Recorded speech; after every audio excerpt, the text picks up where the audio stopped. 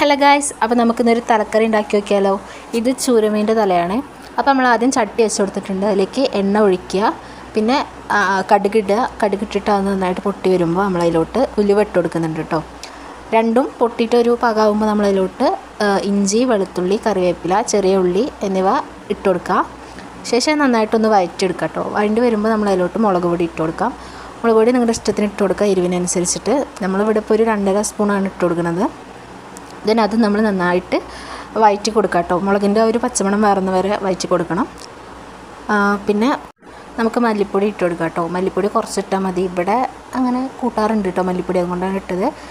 അതൊന്ന് വഴറ്റി വരുമ്പോൾ നമ്മളതിലോട്ട് പുളിവെള്ളം ഒഴിച്ച് കൊടുക്കുക കേട്ടോ. പുളിവെള്ളം ഈ ടൈമിൽ നിങ്ങൾക്ക് വേണേൽ കുടംപുളി യൂസ് ചെയ്യാം. പിന്നെ ഒരു വെള്ളം തിളച്ച് വരുമ്പോൾ അതിലോട്ട് ഉപ്പും അതുപോലെ തന്നെ മഞ്ഞൾപ്പൊടി ഇട്ട് കൊടുക്കുക കേട്ടോ.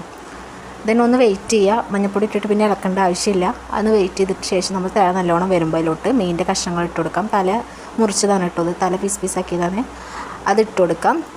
പിന്നെ മീൻ നന്നായിട്ട് വെന്ത് വരുമ്പോൾ ഓഫ് ചെയ്യാം കേട്ടോ. ഇത് നല്ല രസമാണ്, എണ്ണയൊക്കെ ഇങ്ങനെ തെളിഞ്ഞ് വരും. കാരണം ചുരമീൻ അത്യാവശ്യം നല്ല നെയ്യുള്ള മീനാണ്. അപ്പോൾ ട്രൈ ചെയ്യാത്തവർ എന്തായാലും ട്രൈ ചെയ്ത് നോക്കുക. അപ്പോൾ അത്രേ ഉള്ളൂ. ബൈ.